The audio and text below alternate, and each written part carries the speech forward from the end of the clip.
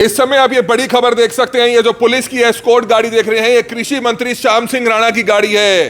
कृषि मंत्री श्याम सिंह राणा ने अपनी सरकारी गाड़ी छोड़ दी है और अब खुद पुलिस की एस्कॉर्ट गाड़ी में बैठते हैं। पहले जहां 2 से 3 गाड़ियों का काफिला चला करता था, लेकिन सिर्फ अब एक ही गाड़ी का काफिला चलता है और पुलिस एस्कॉर्ट गाड़ी में ही उनके जो सुरक्षा कर्मचारी हैं, उनके जो पीएसओ हैं, उनके जो पीए हैं, वो इसी गाड़ी में बैठते हैं। आप ये लाइव तस्वीरें देख सकते हैं। करनाल के पीडब्ल्यूडी रेस्ट हाउस में आज पहुंचे कृषि मंत्री श्याम सिंह राणा और इसी एस्कॉर्ट गाड़ी में पहुंचे। उनसे सवाल भी हमने पूछा तो उन्होंने भी कहा कि प्रधानमंत्री नरेंद्र मोदी की जो अपील है उस पर सभी चल रहे हैं और ध्यान देना भी चाहिए। ये लाइव तस्वीरें समय आप देख सकते हैं और भी बहुत से सवालों पर उनसे हमने बातचीत की है। सुनिए पूरा उनका इंटरव्यू और हमारी आप लोगों से अपील, जो भी लोग इस वीडियो को देखें, इस वीडियो को जरूर शेयर करें।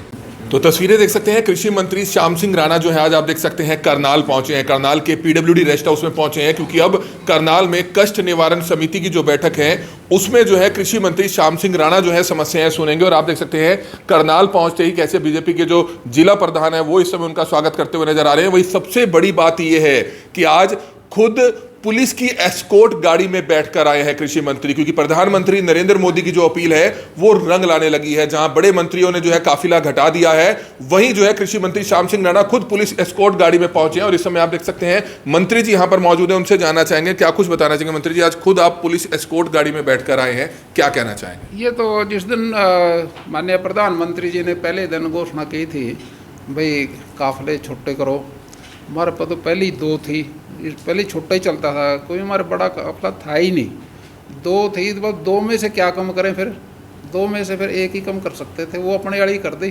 सिक्योरिटी वाली को रिक्वेस्ट करी भाई हमें बिठा लो इसमें, अपनी एक सीट मेरी एक मेरे पीए की, बाकी पुलिस के अधिकारियों की। साथ साथ वो 3 4 5 आदमी गाड़ी में सीटें हैं, उसमें 5 और 2 7 सीट हैं इसमें।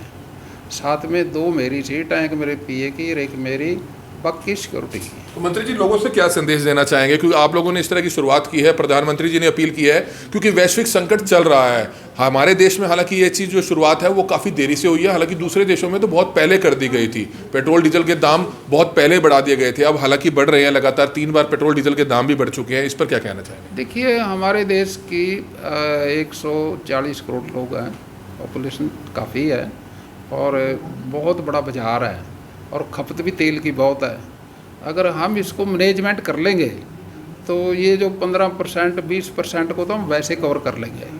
और जिससे जब तक देश में ये संकट चलता है तेल का, क्योंकि ईरान का अमेरिका के साथ है, यूक्रेन का रशिया के साथ है, कई और देशों में भी छोटी मोटा चुटपुट चलती है, तो ये वहीं तेल बनता है, ये वहीं से खाद आता है ये।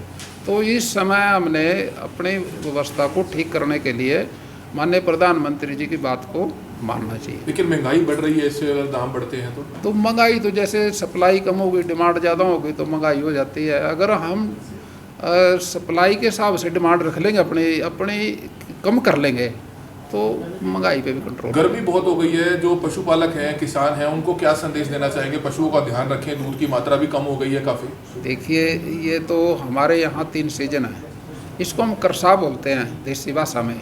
इसके 4 महीने हैं और फिर आएगा चमासा, फिर आपको होगी बारिश ज़्यादा होगी, चमासा में बारिश होगी, करसा में गर्मी पड़ेगी, फिर आएगा स्याड़ा, उसमें सर्दी पड़ेगी।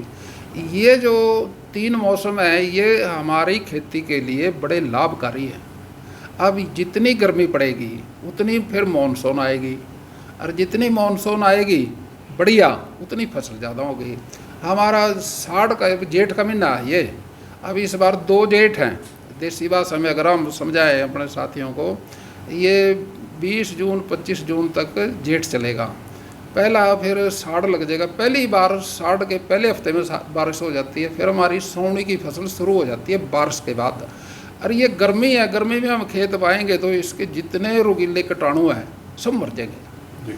जितनी गर्मी पड़ेगी उतना हमारा खेत उपजाऊ होगा, और उपजाऊ होगा तो उसमें फसल अच्छी होगी।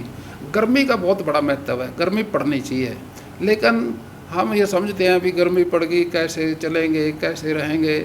हमारा शरीर अब चलो जाता है। बड़े बड़े संत गर्मी में भी हैं, सर्दी भी बर्दाश्त करते हैं, गर्मी भी करते हैं। जितना हम शरीर को तपा लेंगे उतने हेल्दी रहेंगे। डायरेक्ट सीडिंग को लेकर आप लगातार प्रचार प्रसार करते हैं कि किसान जो है डायरेक्ट सीड करे, धान की जो है डायरेक्ट सीड की जाए जिससे पानी कम लगेगा, लेकिन वहां तक पहुंच नहीं पा रहे हैं, किसान भी उस चीज के प्रति जागरूक नहीं हो पा रहा है। उसको लेकर आने वाले दिनों में आप क्या करेंगे, कृषि मंत्रालय आपका क्या करेगा? ये उसमें ये जो प्रचार है 45 रुपये हम देते हैं किसान को अगर डायरेक्ट सीडिंग करेगा। डायरेक्ट सीडिंग से हमारे को कितना बड़ा लाभ है वो मैं आपको बता रहा हूँ। एक तो लुवाई के अंदर 4-5 हज़ार रुपये लेते हैं भैया, वो बचेगी। और ट्रैक्टर के साथ हम पानी में अगर खेत को कल्टीवेट करते हैं उसमें टायर अच्छे होने चाहिए, डीजल ज़्यादा लगेगा और उसमें डीजल भी बचेगा। और जैसा कैसा हमारे पे ट्रैक्टर है ना उसी से हम सीड कर देंगे, चाहे उसके टायर भी गोल हो रहे हो कुछ भी हो, तो उसमें हमारे को काफ़ी फ़ायदा है। ये समझ की बात है, अगर हम इसको अपना लेंगे। खेती के तरीके तो बदल रहे हैं, पहले कुछ थे अब कुछ हैं, आगे कुछ और होंगे, तो उससे हमारे को टाइम भी बचेगा। अरे एक जो बीमारी लगती है ना पैडी में, पानी में, और उस डायरेक्ट सीडिंग में बीमारी नहीं लगती, बहुत कम चांस हैं और वो जल्दी 8 दिन 9 दिन पहले पकेगी उसमें और पानी की मात्रा कम लगेगी।